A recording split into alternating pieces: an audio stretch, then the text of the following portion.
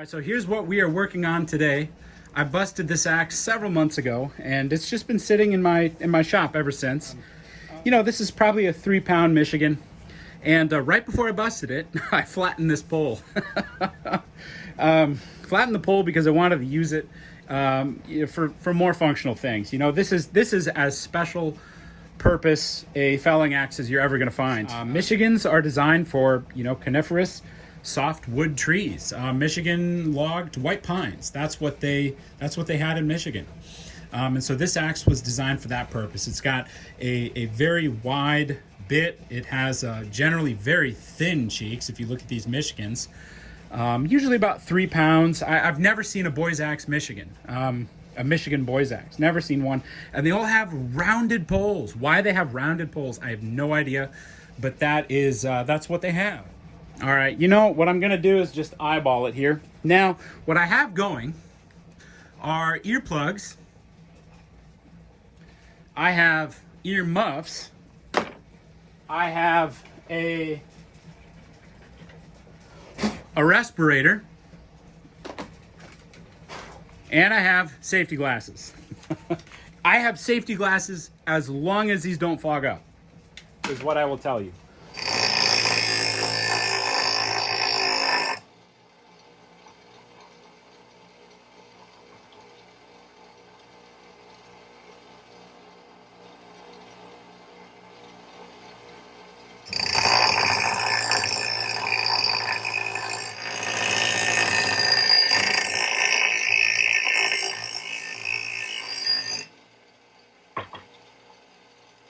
All right, so here we've got the axe in its, I'd say rough ground form.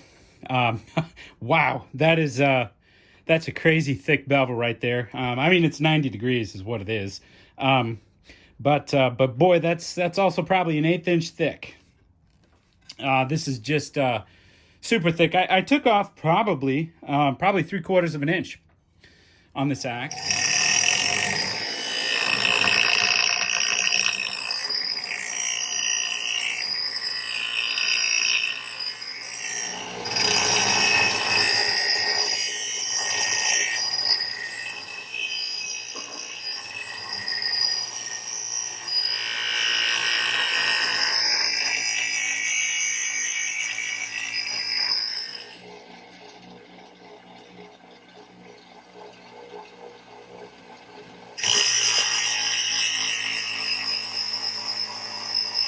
I want to stop and just highlight this.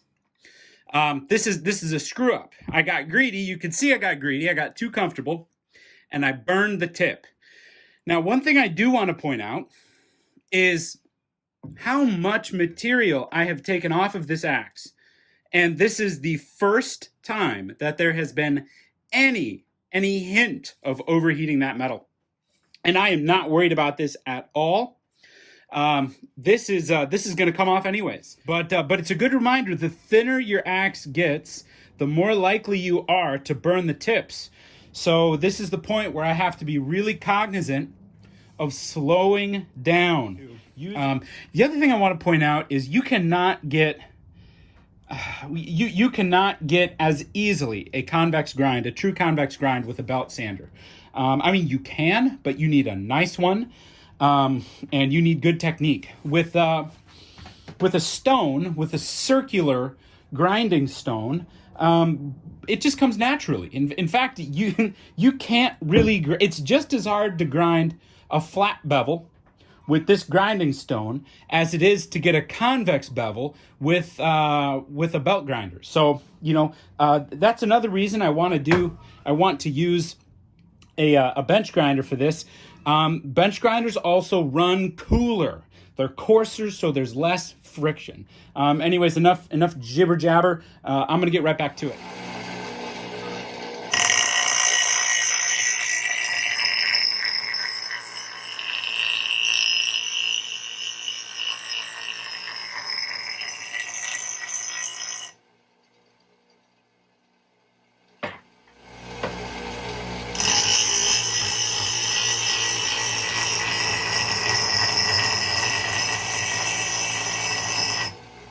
Okay, Okay, so I stopped just short of a true apex.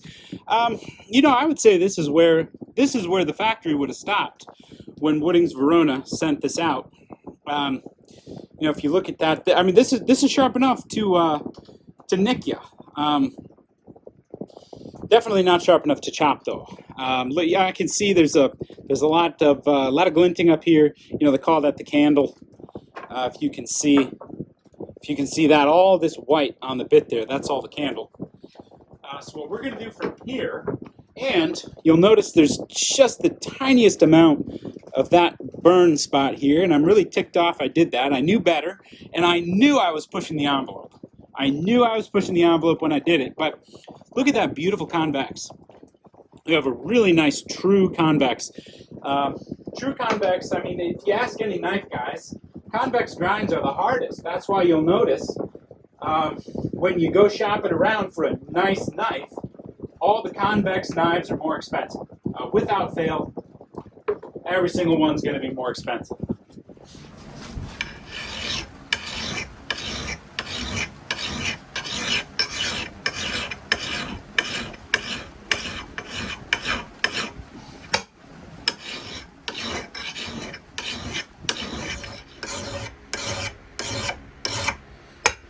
I'm just going with a radio grind.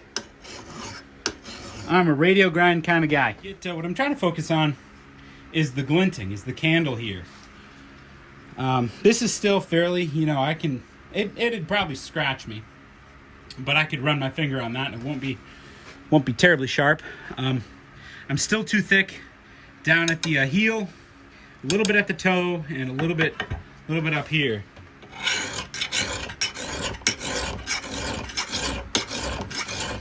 All right, so just look at the light here.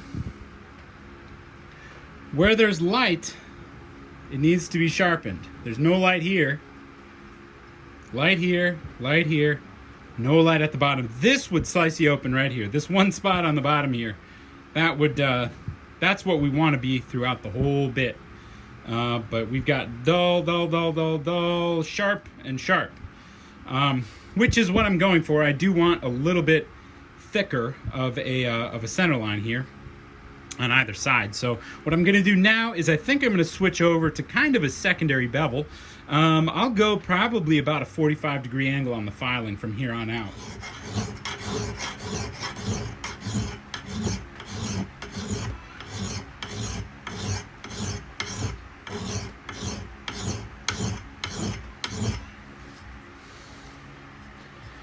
There we go.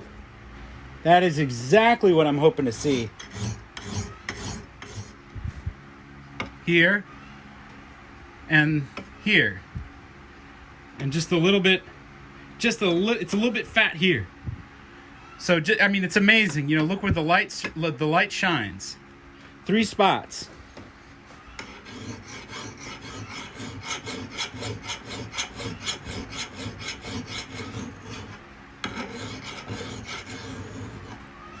All right, and basically, all that I'm doing here to hit those high spots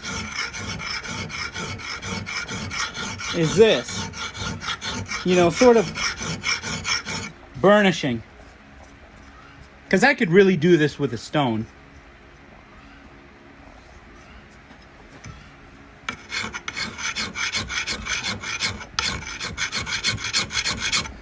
Yep, this toe here is still fat. All right, so here we go. This is unblended. All of that, the little maybe ripple texture, you could call it, is going to be blended in with a puck, with an axe puck. This is just a much more balanced axe. You know, it just is. This is, I hope, is going to chop better. It's going to be less likely to snap. Just be a much more enjoyable axe to use. I like the profile a lot better. The Michigans tend to be very rounded at the corners, whether they end up like that or whether they're sent like that from the factory. They all get rounded over. These have a little bit more pointed of a tip, a little bit flatter bit. This is just going to be a more efficient chopper. So let's get to the puck.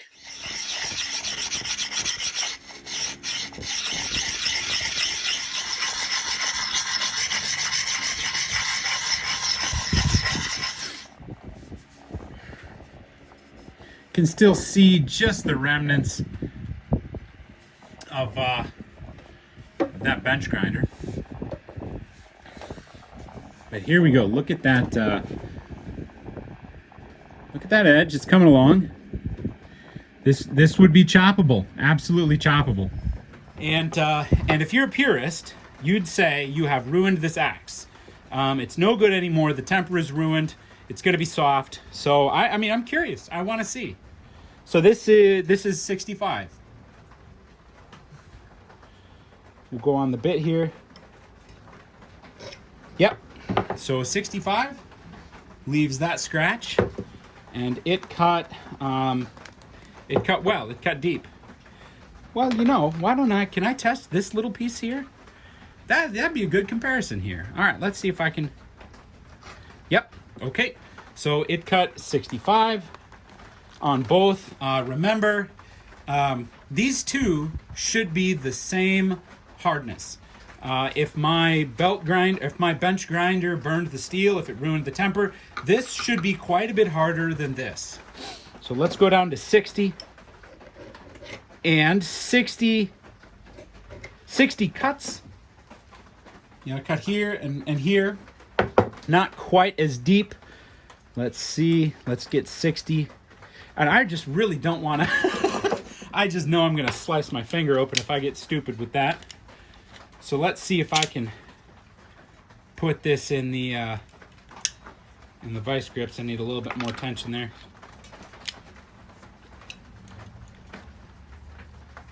All right. So let's see if I can bite down here. Yep. So you can see my cut there. It's like right here. That cut. As long as they're the same, that's all that I care about. So 55 here. Oh, I don't want to go on my other mark. Okay, so 55 cut, and you know what? Maybe this axe wasn't as hard. Maybe my file was just crappy. This is not as hard as I'm remembering it, and that's always the way it goes, isn't it? If I can get a good grip here. Let me see here. Well, you know what? I tell you what. Here you go.